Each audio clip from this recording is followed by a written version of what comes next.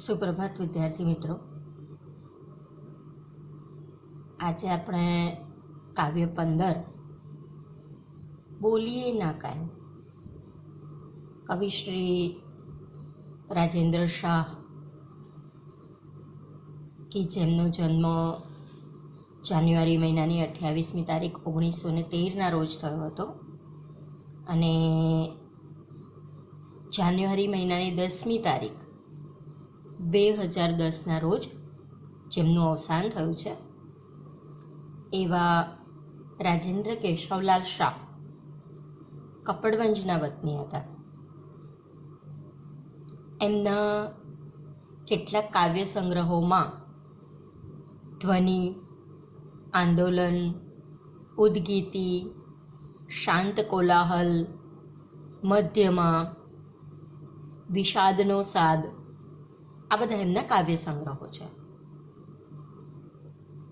મોરપીંછ અને આંબે આવ્યા મોર એ એમના બાળ કાવ્યના સંગ્રહો છે.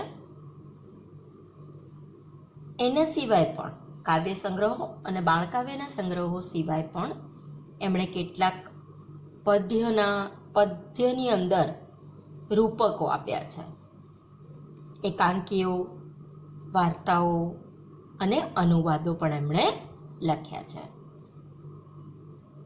તેમને ધ્વનિ નામના કાવ્ય સંગ્રહ માટે જ્ઞાનપીઠ પુરસ્કાર મળ્યો હતો. જો આ બોર્ડની અંદર એકવાર પૂછાઈ ગયું છે, એને ગમે તે રીતે ટર્ન કરીને પૂછી શકે કે જ્ઞાનપીઠ એવોર્ડ કવિ શ્રી રાજેન્દ્ર શાહને તેમની કઈ કૃતિ માટે મળ્યો હતો, તેમના કયા કાવ્ય સંગ્રહ માટે મળ્યો હતો, અથવા તો ધ્વનિ કાવ્ય સંગ્રહ માટે રાજેન્દ્ર શાહને કયો એવોર્ડ મળ્યો હતો, કે ધ્વનિ કાવ્ય સંગ્રહ માટે જ્ઞાનપીઠ પુરસ્કાર કયા કવિને મળ્યો હતો. તો આવી રીતે ગોળ ફેરવીને પ્રશ્ન પૂછાઈ શકે. વળી રણજીતરામ સુવર્ણચંદ્રક ગુજરાત સાહિત્ય અકાદમી ગાંધીનગર અને દિલ્હી બંને તરફથી એમને પ્રાપ્ત થયેલા છે. હવે આ જે કાવ્ય છે એનો સાહિત્ય પ્રકાર ગીત છે અને એમાં કવિએ ખૂબ અદ્ભુત વિષય લીધો છે. આપણે જેને નોર્મલી સામાન્ય ભાષાની અંદર પંચાત કહી શકીએ. આપણે એકબીજાની વાત કરતા હોઈએ છીએ, બરાબર, પણ છતાંય અંદરથી બધા એકલા છીએ. હવે આ ગીતમાં કવિ શું કહેવા માંગે છે કે આપણું દુઃખ, આપણી પીડા આપણે બીજાને નથી કહેવાની, કારણ કે બીજાને એ પીડા જોઈને દુઃખ નથી થવાનું. દરેક વ્યક્તિની આ વાત નથી. કોઈક એવું છે કે જેને કહેવાથી મન હળવું પણ થઈ જાય અને એને દુઃખ ન થાય પણ આપણી ચિંતા પણ થાય.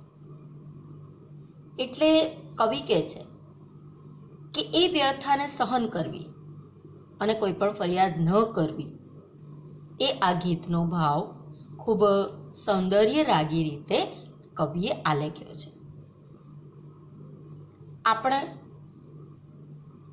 માણસો વિનાનો માર્ગ પસંદ કરવાનો છે. એટલે કવિ એમ કહેવા જ માંગે છે કે આપણે આપણો જ રસ્તો પસંદ કરવાનો છે અને એમાં આપણા શબ્દો ગાતા ગાતા આગળ ચાલવાનું છે. એની અંદર ઘણા લોકો આવશે પણ આપણે બસ આપણું જ ગીત ગાવાનું છે. તો આ કાવ્યની અંદર કવિ શું કહેવા માંગે છે એ આપણે જોયું. તો ચલો હવે આપણે કાવ્ય જોઈએ. કવિ કહે છે કે બોલીએ ના કંઈ, આપણું હૃદય ખોલીએ ના કંઈ, ભેણને રહેવું ચૂપ, નેણ ભરીને જોઈ લે વીરા, વહેણના પાણી ઝીલનારું તે સાગર છે વાકુપ. વન વેરા ને માર્ગ વિજન, સીમ જ્યાં સુની ગુંજતી કેવળ આપણું ગાયું ગાન. ગામને આરે હોય બહુજન, લખનો મેળો મળ્યો રે ત્યાં કોણને કોની તાન. જો અહીંયા આગળ કવિએ પોતાના શબ્દો વાપર્યા છે. માનમાં જમું એકલ વીરા, તારલિયો અંધાર કે ઓઢી રણનો દારૂણ ધૂપ. આપણી વ્યથા અવરને મનરસની કથા, ઈતરના કંઈ તથા. જીરવી એને જાણીએ વીરા, પ્રાણમાં જલન હોય ને તોય ધારીએ શીતલ રૂ. જો એ કવિએ બહુ જ સરસ વાત કીધી છે કે બોલીએ ના કંઈ, આપણું હૃદય ખોલીએ ના કંઈ. આપણે કંઈ જ બોલવાનું નથી, કવિ કહે છે. આપણે આપણું હૃદય કોઈની પાસે ખોલવાનું નથી. વેણને રહેવું ચૂપ. આપણે આપણા શબ્દોને કે આપણા વાક્યોને આપણે મૌન કરી દેવાના છે. આપણા બોલને, વચનને આપણે મૌન કરી દેવાના છે. કોઈની પાસે એટલે કે દરેક વ્યક્તિ પાસે આપણે આપણું હૃદય નથી ખોલવાની. આપણી અંગત વાતો, અંગત દુઃખ, પીડા, ખુશી કંઈ પણ નથી વહેંચવાનું. નેણ ભરીને જોઈ લે વીરા, કે વેણના પાણી ઝીલનારું તે સાગર છે વાકુપ. કવિ કહે છે કે ભાઈ આંખ ખોલ, તારી આંખ ખોલ અને પહેલાં તું જો. એટલે કે તું સમજ કે જે વહેણ તારા હૃદયની અંદરનું જે વહેણ છે એ વહેણ કઈ તરફ જઈ રહ્યું છે. એ સમુદ્રમાં જઈ રહ્યું છે કે એ કૂવામાં જઈ રહ્યું છે. એટલે કે તું આંખ ભરીને જોઈ લે કે તારા હૃદયના વહેણનું પાણી કોણ ઝીલી રહ્યું છે. સાગર ઝીલે છે કે કૂવો ઝીલે છે? સાગર જો ઝીલતો હશે તો એ પોતાનામાં સમાઈ લેશે, એના હૃદયના ઊંડાણમાં સમાવી લેશે. જ્યારે કૂવો તો ગમે ત્યારે જો છલકાઈ જશે તો એને બહાર જ લાવીને મૂકી દેશે. તો અહીંયા આગળ કવિએ સાગર અને કૂવો મતલબ સમુદ્ર અને કૂવાની બેના કેવી અલગ અલગ બેનું વ્યક્તિત્વ છે એની વાત કરી છે. કે જો સાગર હોય મતલબ કેવો હોય, એ માણસ કેવો છે, એ સમુદ્રના પેટવાળો છે કે કૂવાના પેટવાળો છે. મતલબ એ તારી વાતને પચાઈ જાણે છે, તારા દુઃખને એ પોતે પચાઈ જાણે છે, કે પછી એ બીજાની અંદર એ દુઃખને વહેંચી અને પછી એ એની મજાક ઉડાડે છે. ત્યાર પછી આગળ શું કહે છે કવિ કે વન વેરા ને માર્ગ વિજન, સીમ જ્યાં સુની ગુંજતી કેવળ આપણું ગાયું ગાન.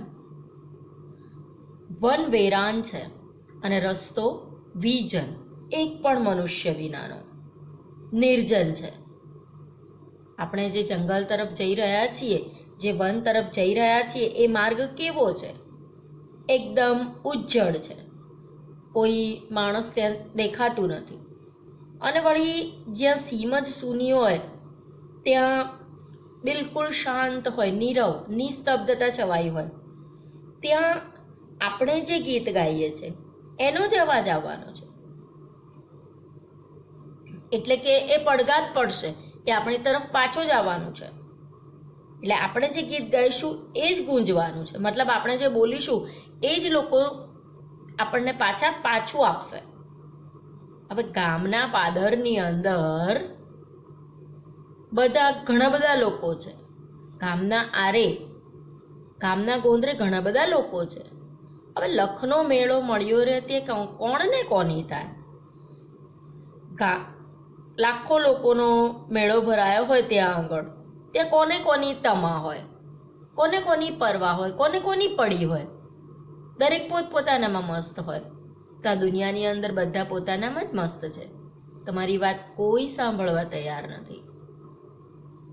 તમે જો હસતા રહેશો તો તમારી સાથે બધા હસશે, પણ જો તમે કોઈની આગળ રડ્યા તો તમારી સાથે રડવાવાળા ખૂબ ઓછા હશે. અને જો એવું એકાદ પણ મળી જાય ને તો આપણા સદનસીબ ગણી શકાય. માનમાં જમું એકલવીરા. અહીં આગળ કવિ બહુ સરસ વાત કરે છે કે જો ભાઈ આટલા બધા માણસો છે, પણ આપણે આપણું માન સમજીને, આપણે આપણી વ્યથા આપણી જાતે ને જાતે જ વિચારીને આપણે એને જાતે જ દૂર કરવી પડશે. તો કવિ કહે છે કે માનમાં જવું એકલવીરા. આપણે આપણા માનમાં રહેવું જોઈએ. તારલીઓ અંધાર કે ઓઢી રણનો દારૂણ ધૂપ. જો તમે એકલા જાઓ ને ત્યારે તમને ઘણું બધું મળશે, રાત પણ મળશે. તારલીઓ અંધાર કે માત્ર તારાનો ટમટમતો પ્રકાશ જ ત્યાં જોવા મળશે. અથવા તો એવું પણ બનશે કે રણનો ખૂબ ભયંકર તડકો તમને અસર કરી જશે, એટલે કે ખૂબ તકલીફો તમારા જીવનની અંદર આવશે અને એક પણ બાજુથી તમને પ્રકાશ નહીં જોવા મળે. આપણી વ્યથા અવરને મન રસની કથા, ઈતરના કઈ તથા. આપણી જે વ્યથા છે ને એ આપણે કદાચ કોઈને આપણી વ્યથા કોઈને કહીએ છીએ તો એના મન તો અરે વાહ, એને આટલું બધું દુઃખ છે. હવે એ આપણી પાસેથી સાંભળી અને બીજાને સંભળાવશે. બીજાના મન તો રસની કથા, વળી એની અંદર બધું જ મીઠું મરચું બધું નાખીને કહેશે, એને મજા આવશે. બીજું કંઈ જ નથી. ઈતરના કંઈ તથા. છેલ્લી બે લીટીની અંદર, છેલ્લી પંક્તિની અંદર કવિએ બહુ સરસ વાત કરી છે કે જીરવી એને જાણીએ વીરા. પ્રાણમાં જલન હોય ને તોય ધારીએ શીતલ રૂપ. આપણી વ્યથાને આપણે સહન કરવાની, આપણે એને જીરવી લેવાની, સહન કરી લેવાની છે. ભલે ને આપણા હૃદયની અંદર દુઃખ, ગ્લાની, તકલીફો, પીડા કેટલું ભર્યું હોય, અંદરથી બધું ઉકળતું હોય, પણ આપણે બહારથી તો ઠંડક રાખવાની છે, બહારથી તો આપણે શીતળતા જ રાખવાની છે. ખૂબ સરસ વાત કરી છે કવિ અહીં આગળ આપણી સાથે કે ટૂંકમાં સાર એટલો જ છે આખા કાવ્યનો કે આપણે આપણું દુઃખ, આપણી પીડા, આપણી તકલીફો એકલા જ સહન કરવાની છે. કહેવાય છે ને કે એકલા જ આવ્યા મનવા, એકલા જવાના, સાથી વિના સંગી વિના એકલા જવાના. પૃથ્વી ઉપર આપણે એકલા આવ્યા છીએ એમ જ સમજી લેવાનું અને એકલા જ જવાનું છે, કોઈ જોડે નહીં આવે. આપણા દુઃખો, આપણી તકલીફો, આપણી પીડા એ બધું જ અહીંયા ખતમ કરી મનને સ્વસ્થ અને ચોખ્ખું કરીને આપણે જીવન જીવવાનું છે.